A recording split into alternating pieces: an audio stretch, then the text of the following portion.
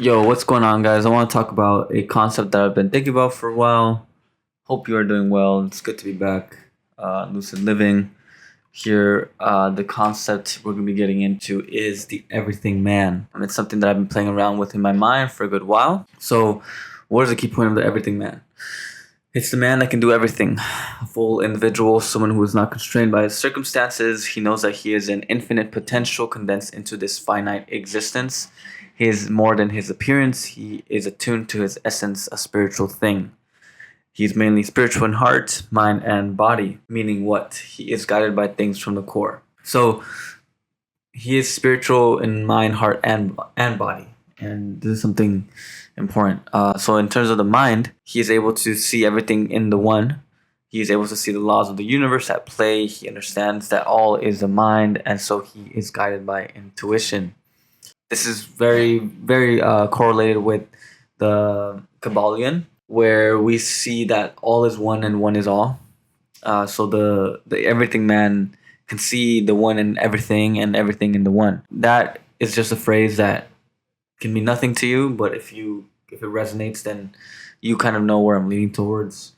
It's basically getting into the idea of seeing the multiplicity in around you and recognizing the universals, archetypes, patterns, etc. That's really the development of the third eye, the capacity to see patterns and the capacity to analyze and also see the connections, create and synthesize. It's very important. I mean, I guess I can think about an example. For example, Carl Jung talked about archetypes. So if we look at, or also Joseph Campbell talked about the hero's myth, the everything man is able to see patterns or trends or concepts that are very alive in a specific area. It could be anywhere really, but I would say maybe even trends that are happening right now, patterns in society, or they can immediately read people very easily. The everything man is very deep and has a great perception, great level of perception. In heart, let's get into heart. He holds the ability for compassion, a deep passion for service is at the core of the everything man. He is not moving forward for accolades, but for the evolution of himself and of humanity. I will touch on this briefly. It's pretty self-explanatory. Are you moving to serve people, or are you moving for accolades, fame, money, fortune, etc.? The difference between the everything man and everybody else is that the everything man is guided by the heart, and in the heart he has the desire for service. So he pursues something greater than himself, and is almost in a way sacrificing himself for a cause. He's on purpose. He's on his purpose. And then in body, so he's attuned to his body and has overall mastery over it, meaning lust or any lower physicality. So in body, this is something that I was working on today, just thinking about, but being very tuned into your body, knowing how to control yourself, not being lost in the sauce when it comes to vices. And for me, one of the big things was women, just pursuing women, being lustful. So that is something that you cleared out. You can't really be an everything man if you are constrained by your lower physicality. To get to the heart, you have to surpass the lower three chakras, and those lower three chakras are very much associated with survival, lust, and power, which has everything to do with the selfish intentions. But when it comes to the body, having discipline, habits, the capacity to be tuned into your body, reading into it, very sensitive, etc. That's something that I'm working out currently. I'm figuring out what that means for me, but at least right now, what I'm seeing it be is just being able to use my body in versatile ways. Just like my mind can learn different things without a problem. That also means that my body can adapt to different situations without a problem. So, I'm a dancer, but I also am getting back into calisthenics and looking to find the gaps and the connections between calisthenics and everything else. And what I'm seeing is a beautiful thing, which is that there's calisthenics, and then there's also breakdancing, and then there's also martial arts, and then there's also parkour, and these are things that I've always been interested in, but I've never really taken the dive, and I've always seen them as being separate, but in reality, they are very much one, because your body is the mechanism that is used for the expression of these different platforms or domains of experience. So that is the Everything Man, and general, really quick introduction in terms of how it looks like with mind, body, and heart. Let's get into now some characteristics, skills, abilities. So it's the ability to pick up and learn things with ease. That's the first one that comes to mind. The Everything Man is highlighted by his multi-passionate interests. He can take himself into different domains and exceed or excel without much problem. He displays an overall efficiency over these domains, over his capacity to learn, and also an overall effectiveness in terms of his ability to exert himself into that field. So I've been thinking about how does one get to this point where they're really good at learning and picking things up. It's mainly because the Everything Man is a result of his lower desires being subdued. So he doesn't fear failure. He's not driven by survival. That takes so much weight off of the Everything Man's mind. So he moves forward with the ability to just have clarity and not so much stress on himself. There's another thought that I have, which is there's no telling how much struggle is created when one enters an endeavor, and how much of the progress is actual learning while the rest of the progress is pushing against the resistance of learning. Most often people carry labels, and those labels give them a sense of security. But what happens when they enter into a new field? They have the label of a newbie, which means what? They will move like a noob, making new mistakes. But one has to wonder how long one stays in that area and how much could be accelerated if the individual approached it as if it was a regular thing, not something difficult. So I've often wondered about this myself. How much of progress is slowed by just the idea of progress, the idea of having to face obstacles versus actually doing the obstacles, getting through them, actually doing the work. How much of your progress is delayed from just the mental barriers and the emotional barriers? Because in reality, there's few steps an individual needs to take. It's just a matter of doing them. The strife is not in the doing. The strife is in the things that lead up to the doing. There's a big point that I would love to get into in the future, but because of Everything Man's capacity to see the everything in the one, he doesn't see any field as greater than another. He just sees it as another expression of the same thing. And so when he goes in there, he doesn't go in there with the mindset of a noob. He goes in there with a lot more receptivity. He's not a newbie. He's just going in and figuring out how to implement what he's already learned. And that's a huge difference. It's a very, very huge difference. The second characteristic is intuition is a primary mechanism of operation. And so most people operate from logic or emotions. They use their minds or their emotions to make decisions, but the Everything Man operates based on intuition. He moves forward blindly, knowing that he is capable of a lot of things because he is guided by intuition. He attracts all the right opportunities. He has the capacity for vision, seeing way beyond the present. It is a big topic within itself, using intuition as your primary mechanism of operation.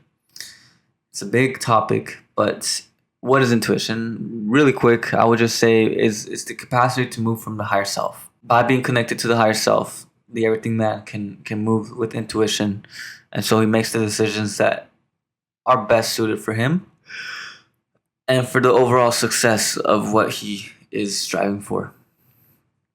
Intuition is a powerful thing, and it's not very well known, especially since most individuals operate from logic and from emotions. What does it mean to operate based on intuition? It means not using logic to make decisions. Usually there's a specific reasoning for doing things, a rational decision, but often intuition is quite irrational. It doesn't make sense. This is normal. This is the way of the Everything Man. Intuition feels like clarity, not excitement or security. We often feel excited because of the thoughts we have, or secure because we went through the details. But that's not what intuition feels like. It feels like following the next step without knowing all the details, without needing all the details. They move forward almost blindly, knowing it will lead them. So just the process of following your intuition. It just feels like the next logical step without needing the logic of, oh, okay, if I do this and this, then I will get to that point.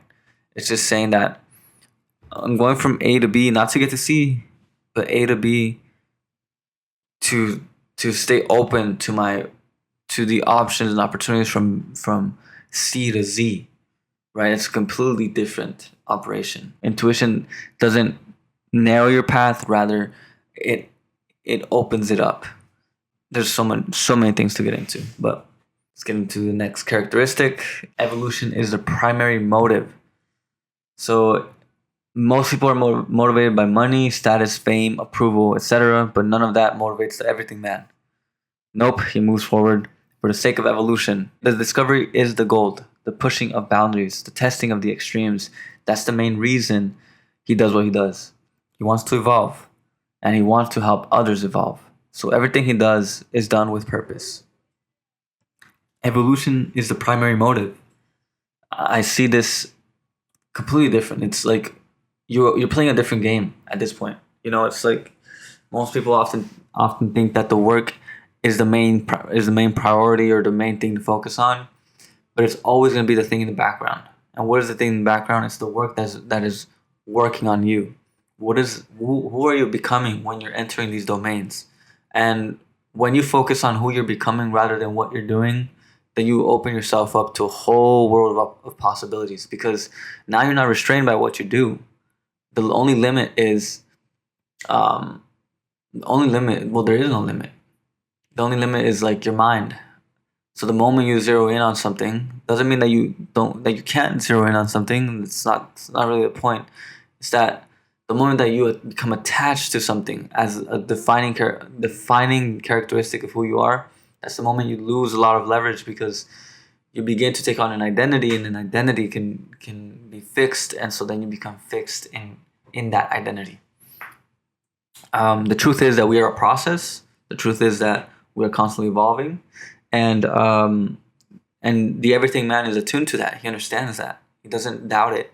He moves forward with it. He embraces it. He embraces the change. He embraces evolution, and that's something that needs to really, really be emphasized. And something also, and I'll list a few examples. I guess the one that comes to mind is the way I see business. You know, some businesses are in business for the sake of money, making more money, and other businesses are in business for the sake of evolution. I mean, I think about what kind of business I want to create, what kind of business I'm building. I'm building a business for the future, not for now. Um, it's for the facilitation of evolution. So I think that speaks volumes in terms of the difference of what this motive is in comparison to others. So I'm just gonna look through. Yeah. So it's always about the growth. But that's basically it. I hope you found this concept interesting. It is a concept that I want to continue to refine, and I want to continue to talk about. But I think that right now a lot of people are interested in the idea of multi-passionate, multi-skills, polymathy, multiple interests. It's just a big thing, and it's coming into light of consciousness more and more. And I think it's important that people have this idea of what is the next step in our evolution. I believe that it is the everything man. And do not play yourself by trying to become this label, because then at that point the everything man then becomes another thing to be locked down to. And I think the moment you think of yourself as an everything man, and it motivates the decisions that you make, like if you're doing something because you're the everything man versus you're doing something because you just are, there's a big difference between that. And I hope that makes sense. This is just an idea of kind of what is developing, what is progressing. I'm just putting a name to it, but there's no need to be attached to it. I believe that there are various things that are lining up that work. These characteristics of the everything man have contributed to so much of my progression overall, to my evolution, and I believe it can definitely help you out. So I thank you for tuning in. I'll see you in the next video. Stay lucid. Peace.